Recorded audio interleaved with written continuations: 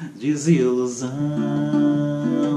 desilusão, danço eu, dança você, na dança da solidão. Desilusão, desilusão, danço eu, dança você, na dança da solidão. E o vídeo de hoje é no clima de Paulinho da Viola, uma homenagem aí aos bolsominions que estão aí um pouquinho decepcionados com o Bolsonaro.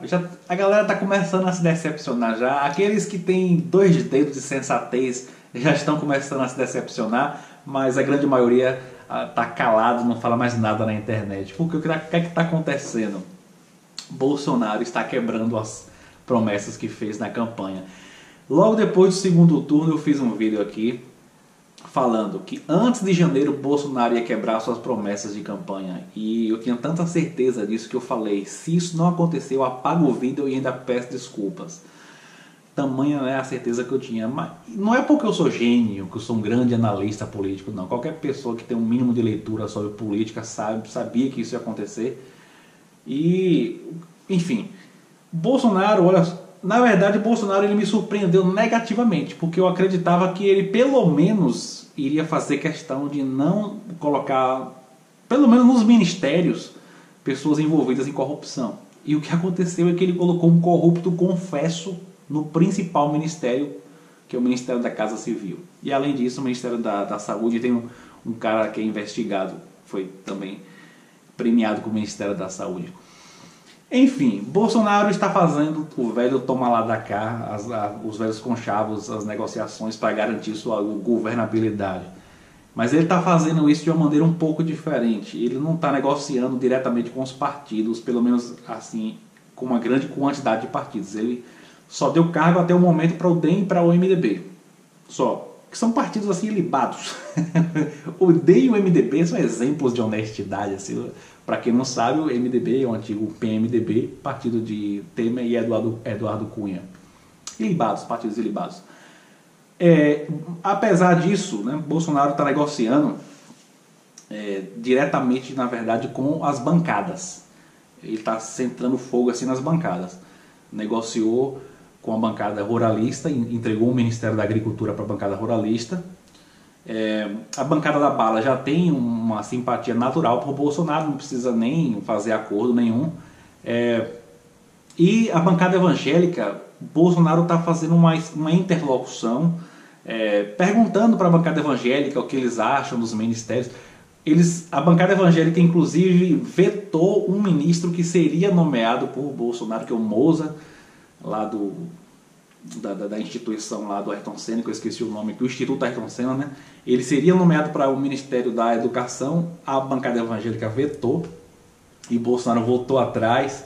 Inclusive o próprio Malafaia disse em uma entrevista que está sendo consultado por Bolsonaro em relação às nomeações dos ministérios. Bolsonaro pergunta a ele o que ele acha em relação ao Ministério da Educação especificamente. Ele falou com o Malafaia perguntando o que ele achava de um nome que eu esqueci agora, que acabou nem sendo nomeado.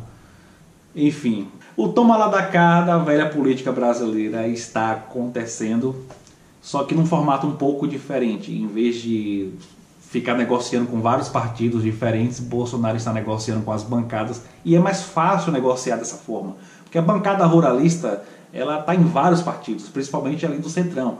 Então, se você fecha com a bancada ruralista, você fecha com deputados de diversos partidos ao mesmo tempo. Com a bancada evangélica é a mesma coisa. Então, é mais fácil negociar dessa forma. E o formato tem sido esse. Olha, um dos fatores que fez eu me simpatizar com a candidatura do Ciro, com a figura do Ciro, desde 2015, foi a época que eu comecei a acompanhar ele, meu voto já está definido há muito tempo. E um dos fatores, além da sua competência, inteligência e tal, o conhecimento em economia, mas um dos fatores foi que ele nunca se colocou como um diferentão, como o político que vai fazer a nova política. Ele sempre se colocou como um político tradicional. Sempre disse, olha, eu quero contribuir para o Brasil com a minha experiência, com o meu conhecimento, mas essa história de nova política, do cara que vai descer do céu, bater com o chicote no chão e botar as coisas em ordem, isso aí é puro marketing. e que tem dado muito certo, mas só dá certo porque a maioria dos brasileiros não sabe nada de política. Deu certo com Dória em São Paulo e o resultado o povo de São Paulo viu. A popularidade dele despencou do dia para a noite porque ele não tinha competência nenhuma administrativa. Tanto que ele perdeu a eleição para governador em São Paulo, na cidade de São Paulo. O interior foi que garantiu a vitória dele para governador e foi uma vitória apertada, né? E deu certo com o Bolsonaro também. Então isso é um marketing que tem funcionado bastante por diversos motivos, principalmente pela ignorância do povo, mas também pela insatisfação do povo com os principais partidos do país, que é o PT e o PSDB, que polarizaram a disputa aí por muito tempo. E o que restou aos bolsominions, principalmente o pessoal lá do MBL, é dizer que Bolsonaro está colocando gente técnica nos cargos, que agora mudou, que antigamente era cargo político, agora é cargo técnico.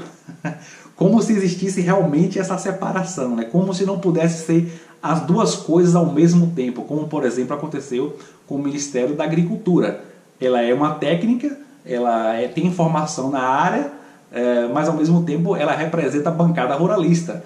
Não é pelo fato de ser uma técnica, uma pessoa que tem formação na área, que deixa de ser cargo político. Não, pode ser as duas coisas ao mesmo tempo. E eu quero falar sobre isso porque eu acho importante. Existe um mito muito grande aqui no Brasil em relação a essa coisa de cargo técnico, sabe? O pessoal acha que, porque botou médico no Ministério da Saúde é um coisão, agora vai resolver, meu amigo, agora é um cara que entende da área, agora é diferente, não é botar qualquer um lá não. Existe uma ilusão tremenda nesse aspecto, eu vou explicar por quê. Um engenheiro civil, o que é que ele aprende na faculdade? Ele aprende a levantar uma parede, a fazer um alicerce, a fazer uma ferrovia, sei lá, ele aprende a lidar com micro, com obra. E é correto, absolutamente correto, ele tem que aprender isso mesmo. Acontece que quando ele vai lá para o Ministério da Infraestrutura, ou até mesmo no âmbito da prefeitura, uma secretaria de infraestrutura, ele vai lidar com macro, ele vai lidar com política, com negociação, com restrição orçamentária. Isso é uma coisa absurdamente diferente. Somente o fato de você lidar com o macro, isso já requer uma série de análises que o engenheiro civil não foi preparado para isso na faculdade. Então, por exemplo, uma coisa é você lidar com a execução de uma obra. Alguém pagou você para fazer essa obra aqui, você vai lá e faz a obra. Isso é uma coisa. Outra coisa é você pensar o que pode ser feito na infraestrutura do país para atrair investidores estrangeiros, por exemplo. Estou citando só um exemplo. Então talvez, né, seja bem mais interessante você colocar um economista no cargo de ministro da infraestrutura do que colocar um engenheiro. Então, assim, vocês entenderam que lidar com macro é uma coisa completamente diferente do que lidar com micro? Isso se refere também à saúde pública. Talvez seja mais interessante você colocar um enfermeiro que tem um mestrado em saúde coletiva no Ministério da Saúde do que colocar um médico, porque o médico na faculdade ele aprendeu o micro. Ele aprendeu a lidar com a doença, como ele vai curar aquela doença, como ele vai oferecer um tratamento para aquela doença. Saúde coletiva é uma coisa completamente diferente. Lidar com a parte administrativa, com política pública, é uma coisa completamente diferente. Em relação a isso, inclusive, eu gosto de fazer uma analogia com o futebol. Até 10 anos atrás, mais ou menos, né, tivemos experiências muito ruins nesse aspecto e isso fez o povo mudar um pouco a cabeça, o povo deixar um pouco a ilusão de lado. Mas até 10 anos atrás, existia uma ilusão gigantesca no sentido de o povo acreditar que basta você colocar o ídolo do time como presidente do clube que vai resolver tudo. Aí aconteceu o que aconteceu com o Vasco, que o ídolo, Roberto Dinamite, se tornou presidente e foi um fracasso. Por quê? É simples de entender. Roberto Dinamite foi o ídolo do Vasco como jogador.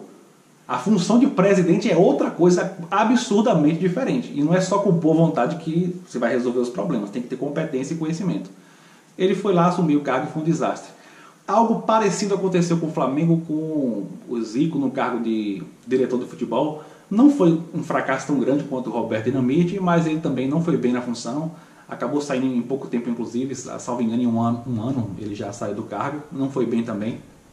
As pessoas precisam entender que uma coisa é uma coisa, outra coisa é outra coisa.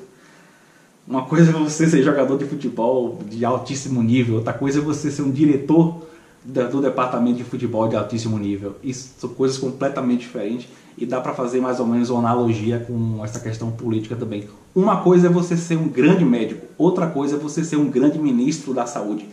São coisas absurdamente diferentes.